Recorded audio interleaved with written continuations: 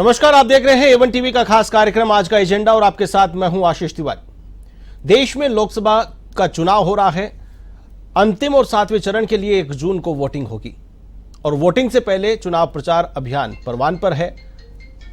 देश की तमाम पार्टियों के दिग्गज चुनाव प्रचार में तूफानी दौरे कर रहे हैं, एड़ी चोटी का जोर लगा रहे हैं, लेकिन बयानबाजी भी लगातार एक दूसरे पर आरोप प्रत्यारोप का दौर लगातार जारी है। कहीं पर मुद्दों की बात की जा रही है तो कहीं व्यक्तिगत आरोप प्रत्यारोप का दौर है। आइए आपको सुनाते हैं इस चरण में किस प्रकार से चुनाव प्रचार अभियान के दौरान नेताओं ने जुबानी जंग छेड़ रखी है। कुछ झलके आपको दिखाते हैं। ₹1 हिंदुस्तान के सबसे गरीब महिलाओं के बैंक अकाउंट के अंदर हर महीने टकाटक टकाटक टकाटक टकाटक टक नए हाईवे अपने आप बन जाएंगे। और कोई पूछे कैसे, अरे छोड़ो यार, खटाखट खटाखट। ये सोचते हैं भारत से गरीबी दूर हो जाएगी। कोई पूछे कैसे, तो बोले खटाखट खटाखट। आप लोगों से हम इतना कहेंगे, मिजाज रखिए टनाटन टनाटन टनाटन। और ये दूसरा डिक्टेटर आया है, ये दूसरा हुकुमशाह हर एक को डरा रहा है। ये समाजवादी पार्टी तो कुछ नहीं करेगी, लेकिन हम कह सकते हैं कि अयोध्या और काशी के बाद अब हम मथुरा की तरफ ही जा रहे हैं। पाक ऑक्यूपाई कश्मीर भारत का है, रहेगा और हम वो ले कर रहे हैं। शायद चुनाव लड़ना बंद कर देंगे, वाराणसी से अपना नाम वापस ले लें, क्योंकि थोड़ी सी भी अगर शर्म बची होगी प्रधानमंत्री में तो राजनीति से संन्यास लेने का समय ये है। योगी जी, आपके असली दुश्मन तो आपकी पार्टी में बैठे हैं।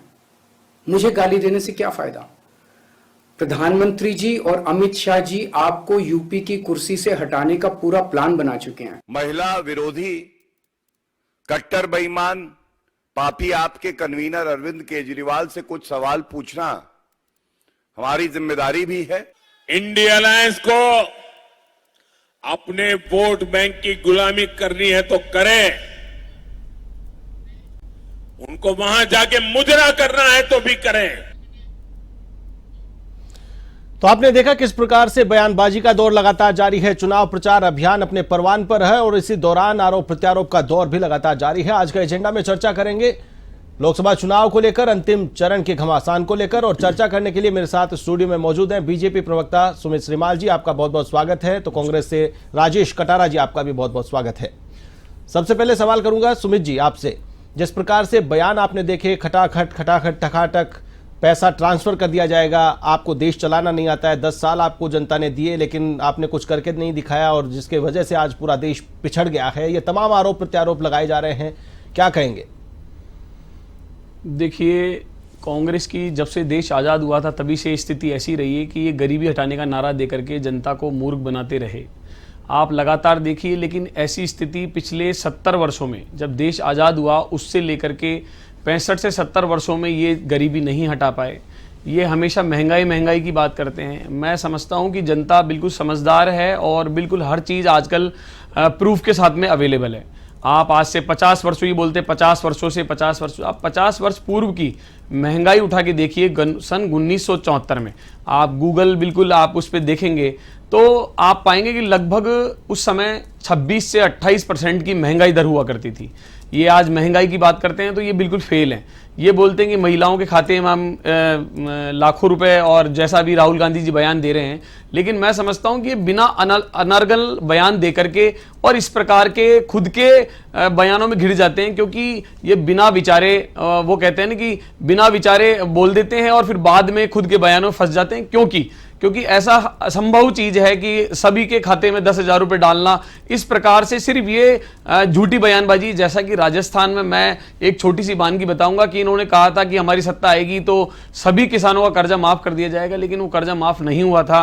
और ये सिर्फ झूठे जुमलेबाजी लगातार खातों में ये पैसा करते तो आए आप हैं। भी तो डाल रहे हैं, किसानों को किसान सम्मान निधि आप ट्रांसफर कर रहे हैं, डायरेक्ट किसानों के खातों में पैसा आप भी तो डाल रहे हैं। बिल्कुल, किसान सम्मान निधि आप देखिए कि जो 6,000 रुपए थी आज वो 8,000 कर दी गई है, लेकिन एक लिमिटेड तो 2,000 और बढ़ा रहे हैं, वो 10,000 की बात कर रहे हैं। बिल्कुल, मैं यही कहना चाह रहा हूं, एक लिमिटेड अमाउंट की 8,000, 10,000, 12,000 ये एक लिमिट तक हम जनता के खाते में डाल सकते हैं, लेकिन ऐसा नहीं कह सकते कि आपके खाते में 5 लाख रुपए आ जाएंगे, 10,000 रुपए महीना आ जाएगा, क्योंकि ये व्यवस्थाएं हैं कि झूठ बोलने से काम नहीं चलता। क्योंकि माननीय प्रधानमंत्री नरेंद्र मोदी जी ने कहा है कि मोदी का मतलब बिल्कुल गारंटी पूरा करना। आप देखिए कि जैसा उन्होंने कहा वैसा किया भी है। आप 2014 से 19 के मैनिफेस्टो की बात करें तो बिल्कुल जैसा हमने मैनिफेस्टो में कहा था वो पूरा किया। 2019 में हमने मैनिफेस्टो में जो किया था और जो कहा था उसको बिल्कुल देश की जनता के लिए समर्पित किया, और आज आपके सामने परिणाम भी हैं। देश 5वीं अर्थव्यवस्था बनकर के उभरा है, और आप हर क्षेत्र में देख लीजिए, चाहे किसानों के सम्मान की बात करें तो बिल्कुल किसान सम्मान निधि देकर के देश के किसानों का मान बढ़ाया है, बिल्कुल महिलाओं का मान बढ़ा है। आप देखिए 33% आरक्षण की देकर के। राजेश जी, जी राजेश जी, लगातार जिस प्रकार से कहा जा रहा है कि पैसे बांटने से देश का विकास नहीं होगा, देश का विकास इंफ्रास्ट्रक्चर को डेवलप करने पर होगा, देश के अर्थतंत्र को मजबूत करना होगा, इकोनॉमी को 5वें पायदान पर लेकर के आए हैं, लेकिन फिर भी लगातार विपक्ष हमलावर है, विपक्ष लगातार सत्ता पक्ष को कोस रहा है। देखिए, ये पैसे की शुरुआत जो करी है नरेंद्र मोदी जी ने ही करी है। 2014 में जब ये सत्ता में आए तब इन्होंने बोला था कि हर आदमी के खाते में 15 लाख रुपए आएंगे, और ये उनकी गारंटी भी थी। 2 करोड़ नौकरियों की इनकी एक गारंटी भी थी, इनकी जवान भी थी, इनका वचन भी था। उस वचन का क्या हुआ? सबसे ज़्यादा उससे मुकरे है।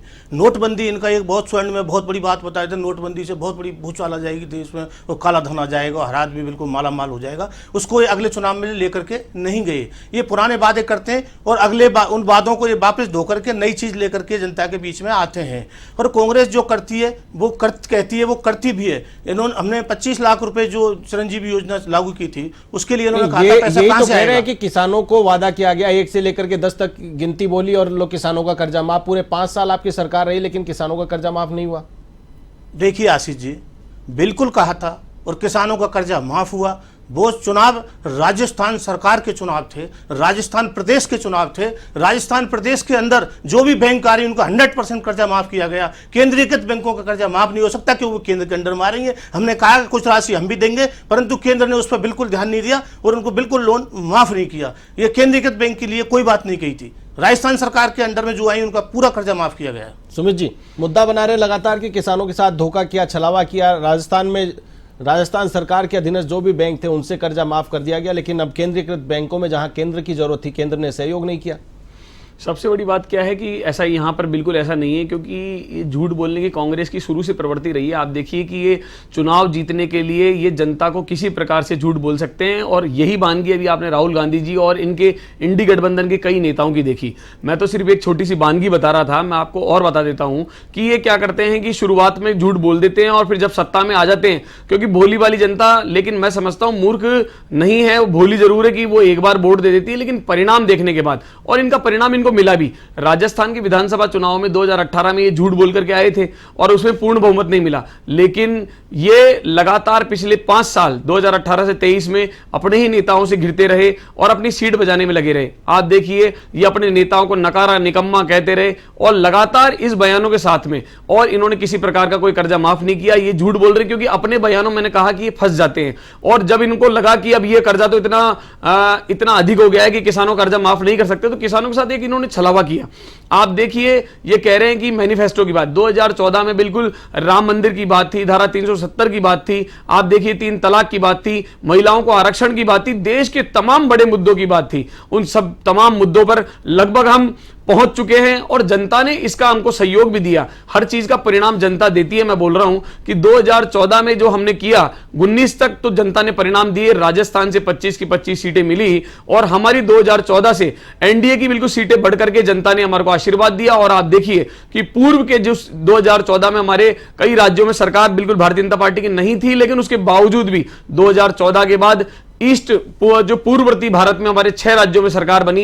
ये परिणाम है क्योंकि माननीय प्रधानमंत्री नरेंद्र मोदी जी के नेतृत्व में आप मान के चलिए कि विकास को लेकर के हम आगे बढ़ रहे हैं, और इस बार भी हमने मैनिफेस्टो में कहा है विकास को लेकर आगे बढ़ रहे हैं, लेकिन अग्निवीर योजना को लेकर लगातार निशाना साधा जा रहा है। राहुल गांधी आज पंजाब में गए हैं, अग्निवीर के घर पहुंचे और उन्होंने कहा है कि सरकार ने 2 तरह के शहीद बना दिए हैं, एक अग्निवीर वाला है और एक सेना वाला है। 2 तरह के शहीद बनाए गए हैं और हमारी अगर सरकार आई तो हम अग्निवीर को कूड़ेदान में फेंक देंगे।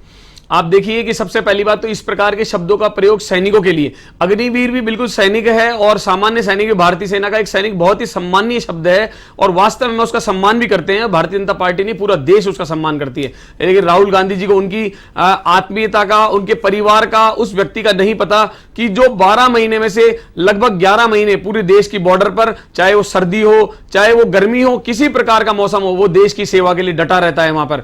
आप देखिए कि इनके काल में पाकिस्तान, जिसके मंसूबे लगातार बढ़ रहे थे और युद्ध भी हुए, चाइना के सामने इन्होंने कांग्रेस की सत्ता में घुटने टेक दिए, लेकिन आज परिवर्तन बिल्कुल आपको देखने को मिल रहा है। और आप एक सर्वे में यह भी देखेंगे कि भारतीय सेना के जवानों का परिवार और भारतीय सेना लगातार भारतीय जनता पार्टी को वोट दे रही है। उसके पीछे कारण है कि उनको बिल्कुल फ्री हैंड दे दिया गया और आज ईंट का जवाब पत्थर से दिया जाता है, क्योंकि ये तो शुरू से गांधी परिवार जो है वो बिल्कुल मक्खन वैसी वाली लकीर खींचते आए हैं, लेकिन माननीय प्रधानमंत्री नरेंद्र मोदी जी ने कहा है कि मैं पत्थर की लकीर खींचने आया हूं और बिल्कुल उसको खींचूंगा।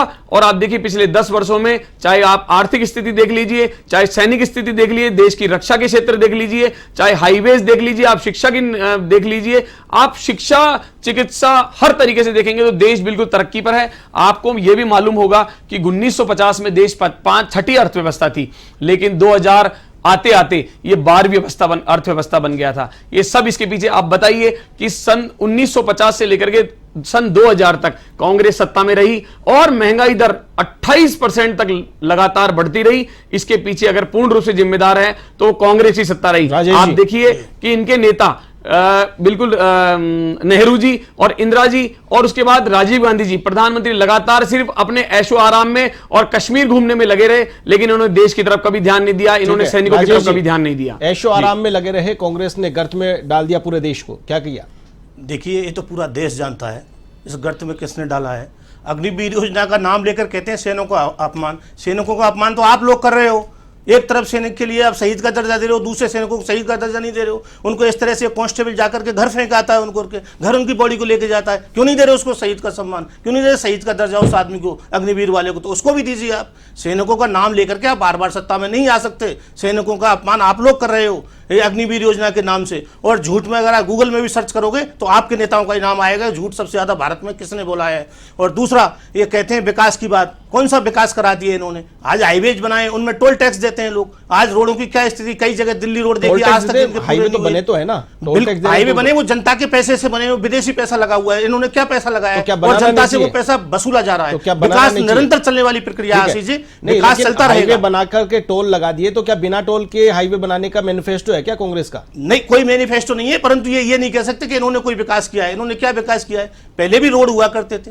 विकास निरंतर चलने वाली प्रक्रिया है। आज जिस तरह से जनता आगे आ रही है, जनता बढ़ रही है, उस तरह से आगे विकास होगा। उसमें इनका क्या लेना? इन्होंने जरूर जीएसटी के माध्यम से आम आदमी की कमर तोड़ दी, चाहे आटा, दाल, नमक, मिर्ची पे भी जीएसटी लगा करके। आज किसानों के यंत्रों पे तो आप 28% जीएसटी ले रहे हो, और जो बड़े व्यापारी हैं उनकी कार जो खरीदता है 50 लाख से ऊपर, उस पर आप 5% जीएसटी ले रहे हो। ये कहां का न्याय?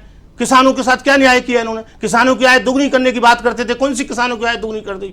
2014 में प्रधानमंत्री जी पूरे वर्ल्ड में घूमे, पूरे वर्ल्ड में प्लेन लेकर, अडानी तक का प्लेन लेकर के घूमे। आप बताएं सरकार के प्लेन कहां गए? आज सरकार की सारी चीजें इन्होंने खत्म कर दी, चाहे वो टेलीफोन विभाग हो, रेलवे हो, एयरपोर्ट तक इन्होंने गिरवी रख दिए। आज ये कांग्रेस शासन में सारे एयरपोर्ट बने थे, इन्होंने कितने एयरपोर्ट बनाए, किसको गिरवी रखा? आप बताइए, कितनी बार इन्होंने देश का अपमान कराया? संसद पर हमला किसके शासन में हुआ? कारगिल पर हमला किसके शासन में हुआ? और फिर ये बात करते हैं साहब देश की सुरक्षा की, देश के आगे बढ़ाने की। कौन सा देश आगे बढ़ा दिया? बेरोजगारी दर आप देख लीजिए, बताएं कितनी बेरोजगारी होगी देश के अंदर। इन्होंने 10 साल में कितनी नौकरियां दी। अब प्रधानमंत्री जी बोलते हैं कि पूरे जोश के साथ काम करूंगा। भाई कौन सा जोश आने वाला है आपको? 10 साल में कहां जोश गया आपका? अब कौन सा क्या करने वाले हो आप जो आपको जोश आएगा, जो देश में नए सिरे से आप काम करोगे? राजेश जी, राजनाथ सिंह जी कह रहे हैं कि रूस यूक्रेन का जो युद्ध हुआ है वहां पर भारतीयों को निकालने के लिए मोदी जी ने फोन किया और युद्ध रुक गया और वहां से लोगों को रेस्क्यू कर लिया गया, और आप कह रहे हैं कि वो कुछ काम नहीं कर रही सरकार।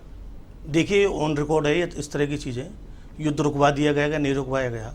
आप बताइए कहाँ रुकवा दिया? कहीं रिकॉर्ड में है ये चीज कि युद्ध रुकवा दिया? तिरंगा लगा करके लोग निकले हैं, तिरंगे को लेकर के सीज फायर हुआ है, ऐसा भी सामने आया है। देखिए, तिरंगा लगा के निकले वो एक अलग तरह की बात है। वो भारत की आन बान शान है तिरंगा लगाना। तिरंगा लगाने से यह है कि वो उस देश के नागरिक नहीं है। उसका मतलब ये नहीं है कि युद्ध रुकवा दिया गया इसलिए वो तिरंगा लगा करके वहां से निकले। ठीक है सुमित जी, देखिए, मैंने आपको बताया था ना कि हर चीज़ को सकारात्मक को भी नकारात्मक लेके जाते हैं।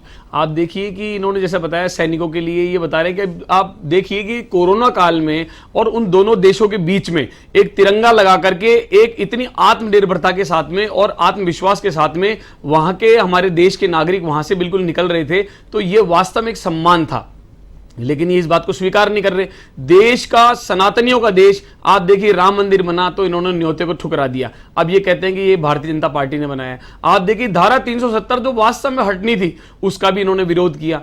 3 तलाक महिलाओं के सम्मान के लिए जो बिल्कुल हमने लाए उसको भी विरोध में लेकर के आए। आप देखिए ये कह रहे हैं, और बिल्कुल आप इस बार के मैनिफेस्टो में देखिए कि मुस्लिम लीग की इनको छाप बिल्कुल नजर आती है इनके मैनिफेस्टो में। लगातार मैं देश की जनता इस बात को जानती है कि जो काम वास्तव में देश के हित में है उसके बावजूद ये उसका विरोध करते हैं। अभी इन्होंने एक प्रश्न किया था कि सारे एयरपोर्ट ये कह रहे हैं कि कांग्रेस के काल में जो थे, मैं उसका आपको एक आंकलन बता देता हूं कि 2014 में देश में 74 एयरपोर्ट हुआ करते थे लगभग, आज वो 150 हो गए हैं। तो डबल, जो पिछले 65 वर्षों में नहीं हो पाए वो पिछले 10 वर्षों में डबल हो गए। आप देखिए जो मेट्रो 5 शहरों में हुआ करती थी आज वो 20 शहरों में हो गई है। आप मेडिकल कॉलेज की बात करें तो 350 के आसपास मेडिकल कॉलेज हुआ करते थे, वह 710 प्लस मेडिकल कॉलेज हो गए हैं। आप देखिए एम्स तो 7 से 22 की संख्या हो गई है। यूनिवर्सिटीज जो 450 हुआ करती थी आज वो 1100 प्लस यूनिवर्सिटी हो गई है। आप रोडों की बात करें, जैसे ये बोल रहे हैं कि इन्होंने क्या किया,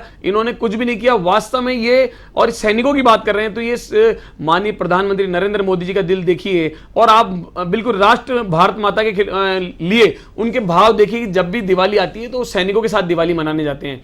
एक जब किसी माँ का बेटा शहीद होता है तो बिल्कुल उसकी आत्मा जानती है, और उस बच्चे के लिए बिल्कुल जो शहीद होता है एक अपने आप में गौरवान्वित भी महसूस करता है। लेकिन उनका ऐसा नहीं हुआ। आप देखिए कि इस सारी चीजों को ध्यान में रखते हुए माननीय प्रधानमंत्री नरेंद्र मोदी जी ने सैनिकों के बजट को कितना ज्यादा बढ़ाया, और साथ में साख की बात देखी, जो पाकिस्तान लगातार पहले हमारे सैनिकों की मुंडियां काट करके ले जाया करता था, लेकिन आज स्थिति अभिनंदन वाला बिल्कुल वाकया सभी को जानकारी होगी कि अभिनंदन जब वहां चले गए थे तो बिल्कुल एक आवाज में उन्होंने वापस बिल्कुल सम्मान के साथ वापस यहां भारत में छोड़ा था।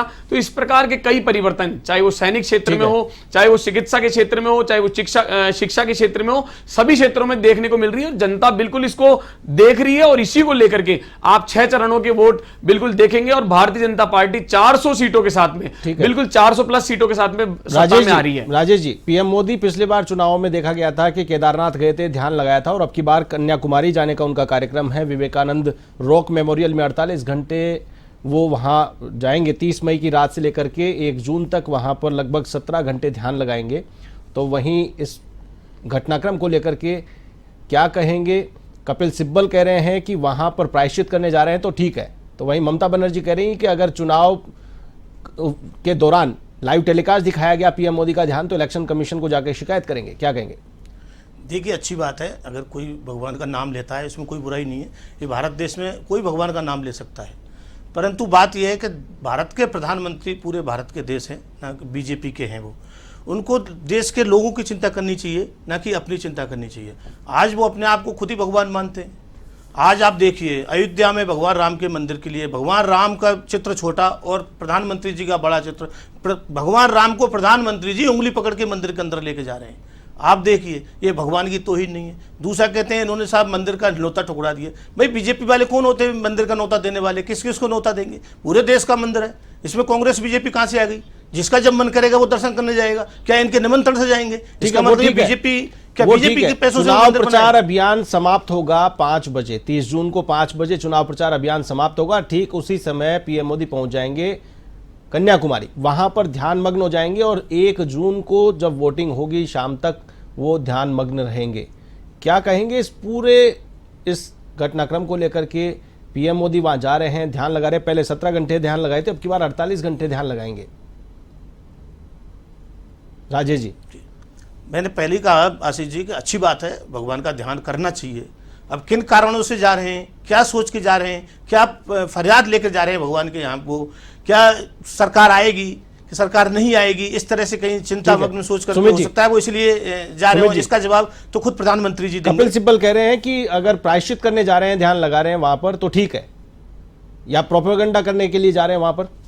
चुनाव के दौरान? आप देखिए कि ऐसा नहीं है कि वो पहली बार जा रहे हैं, और आप देखिए कि इन्होंने कितनी जनसभाएं करी।